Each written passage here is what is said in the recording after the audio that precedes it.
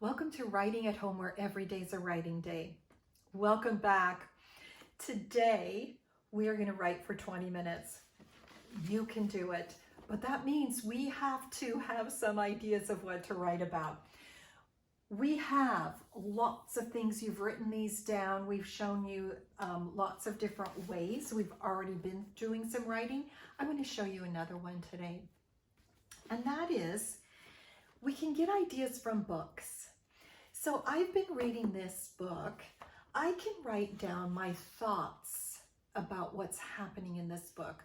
I'm going to do a little of that today. I also have another book, Strange Things, and what it reminded me of is I could write a book about strange things. The author in this book wrote about strange noises, all sorts of strange noises, and right at the end, it was mice. We could write a book after, kind of similar to a book we've already read. Another book. So any kind of book you read can give you ideas of what to write about. This is a book edited by Georgia Hurd. It's all poems.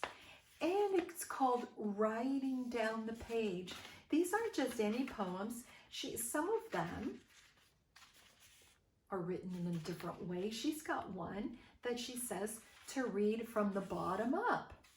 So you can write poems. You can get ideas from what other writers have done. You can write about what you're thinking about from the stories that you are reading. So here's what I want you to do. Look over your list. Think about what you're going to write about. Talk it through. And then we are going to set our timer, and together we're going to be doing our buddy writing for 20 minutes. I am going to write, to begin with, what I'm thinking about this story. So I'm going to be doing some reading. You'll see me reading a bit, going back to reading, and then I'm going to be doing some writing. So I'm going to be going back and forth. So you'll see me read and write. What are you going to write about today? Remember how we're going to stay focused. We've got our comfy spot. So I'm going to get our timer ready. And we've got 20 minutes on the timer. So you get your writing ready, your materials, get your thinking ready to go. That's part of the writing. And let's get started.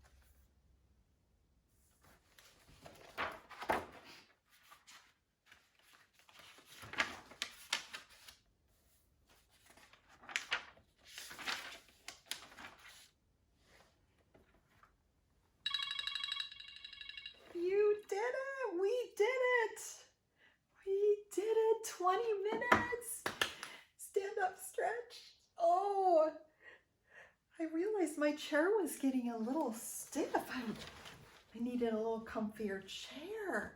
How did you do? What did you write about? So many things. May I share with you what I wrote? I talked to you about going back to stories and writing down ideas. So I'd gone back to the story I've read here, and I made a section in my notebook of language that I like, that I will want to use in my own writing. So on page 50 in here it says, fate had dealt him a dark card. I could use that. I could borrow that line and put it in my own writing. Or the rain pelted down. I love that. So I made a new section in my notebook for that. I then took that sentence and I started my next page. Fate had dealt him a dark hand. And I just started writing down what I was thinking, what the author said. The author then explained that his mom and dad had both died and that he now lived with someone he did not even know. So I was just starting to write things down to think more about what that meant to me. I did that, and then I decided, because I had time, to go with what Georgia Hurd had said. And she suggested a poem that you read from the bottom up. So I made my own poem that I read from the bottom up. And poetry, you get to do whatever you want. Here's my poem. See what it's about. It says, falling up the page really means growing like the avocado, taller and taller until it sprouts another avocado. My poem. I then drew a picture of an avocado. I also do put lines up like this to say, read the book, read the poem up. I wrote a poem. And then I just started writing other thoughts that I had. I started to think, maybe I'd write about some scary things. I didn't this time, but I'm going to keep that in mind because I can write about that next time. So here's what you need to know. Reading and writing go together. Reading gives us idea of what to write about. And writing gives us ideas of what to read about. So both of them are really important, which is why we do both of them every single day. One other thing I forgot to talk about is graphing our stamina. So you can make a graph like you did with reading in the back of your notebook. I just took the lines and just drew lines here. And if this helps you stay focused, graph your stamina. So I could graph today. So I put the date here, and each one of these is like 1, 2, 3, 4, like 1 minute, 5, 6, 7, 8, 9, 10, 11, 12, 13. I have to go all the way up to 20.